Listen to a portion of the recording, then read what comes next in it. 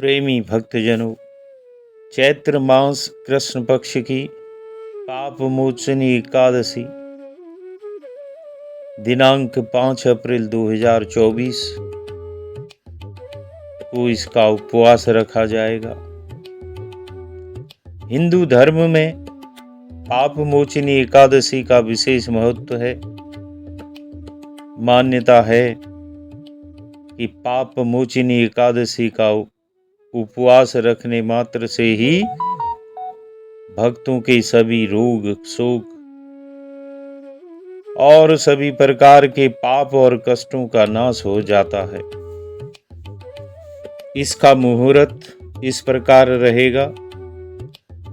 एकादशी तिथि 4 अप्रैल 2024 दोपहर 4:17 से 5 अप्रैल 2024 को दोपहर 1:31 पर समाप्त होगी और उपवास पारण का समय रहेगा 6 अप्रैल 2024 प्रातः 6:05 से प्रातः 8:37 तक। एकादशी व्रत की पूजा विधि क्या होगी? ब्रह्म मुहूर्त में जागकर नित्य कर्म से निवृत्त होकर गंगा जल मिलाकर स्नान करें। अपने पूजा घर को गंगा जल से पवित्र करें। भगवान विष्णु को प्रणाम करने के बाद उपवास का संकल्प लें। भगवान विष्णु को गंगा जल से स्नान कराकर आसन प्रदान करें। विशेष सावधानी, इस दिन घी या तिल के तेल से अखंड ज्योति प्रज्वलित करें। भगवान विष्णु को रोली, कुमकुम, चंदन, पीले पुष्प, पान, सुपारी, तुलसी दल अर्पित करें और हो सके तो 11 पीली मिठाइयां अर्पित करें।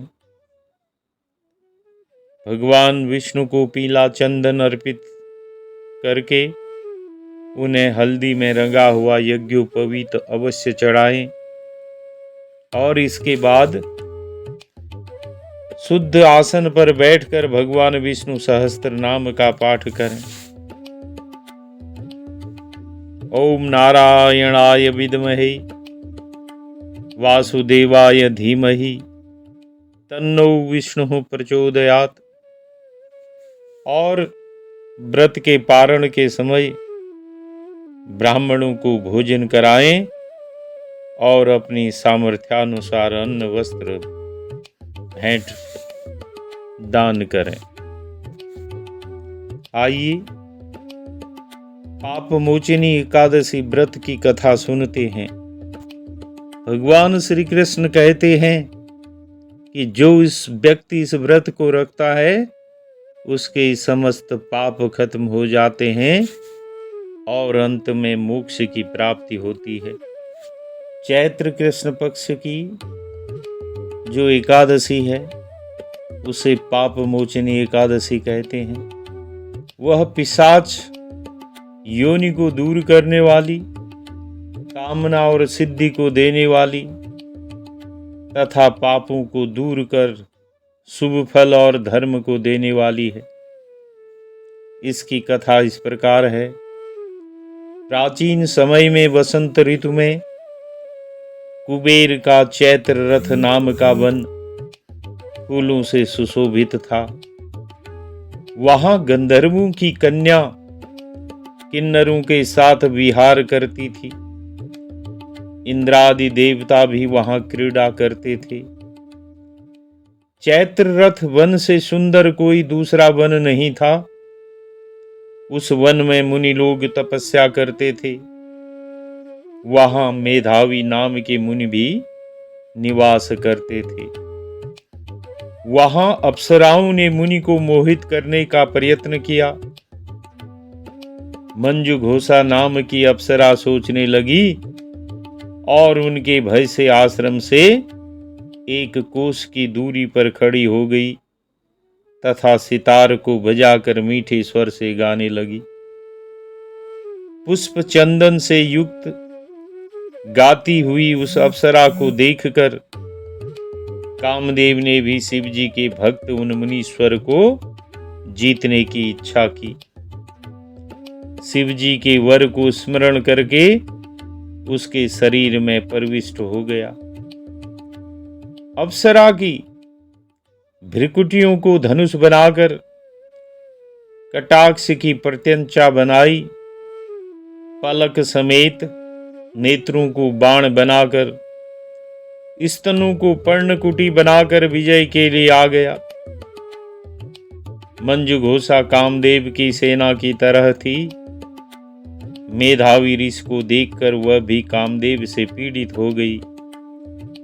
यौवन के सुंदर शरीर वाले श्वेत यज्ञोपवीत धारण किए हुए मेधावी ऋषि भी दूसरे कामदेव की तरह शोभित हो रहे थे। मेधावी मुनि सुंदर च्यवन ऋषि के आश्रम में रहते थे। मंजुघोषा मुनीश्वरों को देखकर दूर खड़ी हो गई। कामदेव के वश में होकर मंद स्वर से गान करने लगी। उसकी चूड़ी, करधनी और नूपुरों की झनकार से वन गूंजने लगा। हाव भाव सहित गाती हुई अप्सरा को देखकर मुनीश्वर भी कामदेव की सेना के वशीभूत हो गए। मंजुघोषा आकर मुनि को कामदेव के वशीभूत देखकर हाव भाव कटाक्ष से मोहित करने लगी। वीणा को नीचे रखकर मुनीश्वर का ऐसे आलिंगन करने लगी जैसे वायु से कांपी हुई बेल पेड़ से लिपट जाती है। उसके सुंदर शरीर को देखकर वह मुनीश्वर भी उसके साथ वन में रमण करने लगे।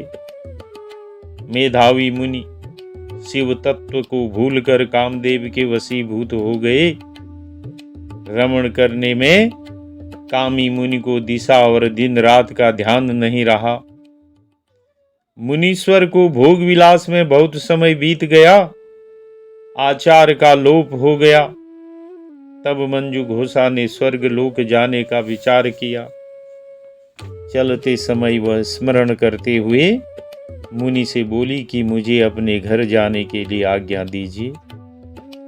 मेधावी बोले, हे सुंदर मुखवाली, तू आज संध्या को आई है। प्रातः काल तक मेरे पास निवास कर। मुनि के इस वचन को सुनकर वह डर गई। फिर उन मुनीश्वर के साथ विषय करने लगी। मुनि के शाप के डर से बहुत वर्षों तक रमण करती रही। 57 वर्ष 9 महीने 3 दिन व्यतीत हो गए, परंतु इतने दिन मुनि को आधी रात के समान मालूम हुई। इतना समय बीतने पर अप्सरा मुनि से बोली, हे ब्राह्मण, मुझको घर जाने की आज्ञा दीजिए। मेधावी ऋषि बोले, अभी तो सवेरा हुआ है, मेरी बात सुन। जब तक मैं संध्या करूं तब तक तू यहां ठहर। मुनि के इस वचन को सुनकर वह डर गई। फिर मुस्कुराकर विस्मित होकर बोली कि विप्रेंद्र, आपकी संध्या का कितना परिणाम है? वह समाप्त हुई कि नहीं? मेरे ऊपर कृपा करके गए हुए समय का विचार करिए।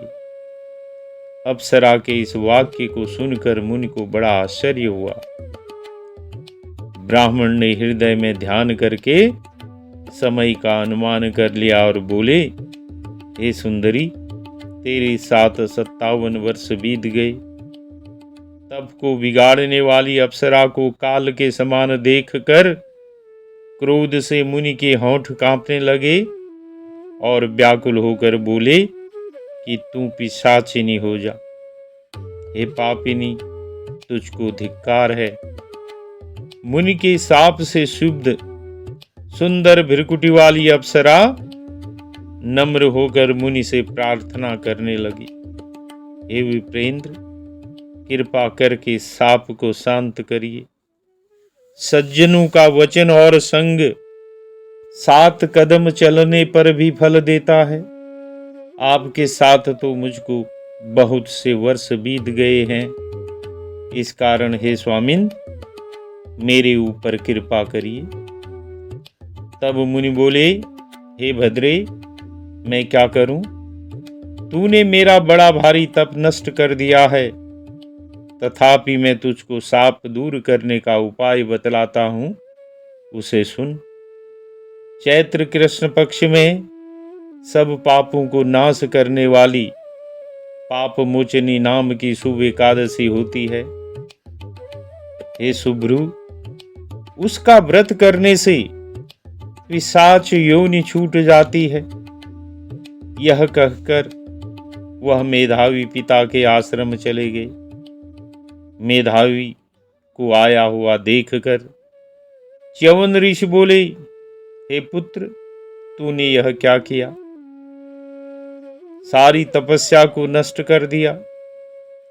मेधावी बोले, मैंने अप्सरा के साथ रमण किया, बड़ा भारी पाप किया। अब प्रायश्चित बताइए जिससे पाप दूर हो जाए। च्यवन ऋषि बोले, चैत्र के कृष्ण पक्ष में पाप मोचनी एकादशी होती है। हे पुत्र, उसका व्रत करने से पापों का समूह नष्ट हो जाता है। पिता के इस वचन को सुनकर मुनि ने उत्तम व्रत को किया। मुनि का पाप दूर हो गया और वे धर्मात्मा हो गए। यह मंजू घोषा भी इस व्रत को करके पाप मोचनी के व्रत के प्रभाव से पिशाच योनि से छूट गई और दिव्य रूप धारण करके वह सुंदर अप्सरा स्वर्ग को चली गई। इस पाप मोचनी एकादशी में इस बार कुछ विशेष संयोग बन रहे हैं, जैसे सर्वार्थ सिद्ध योग, द्विपुष्कर योग और सिद्ध योग होगा।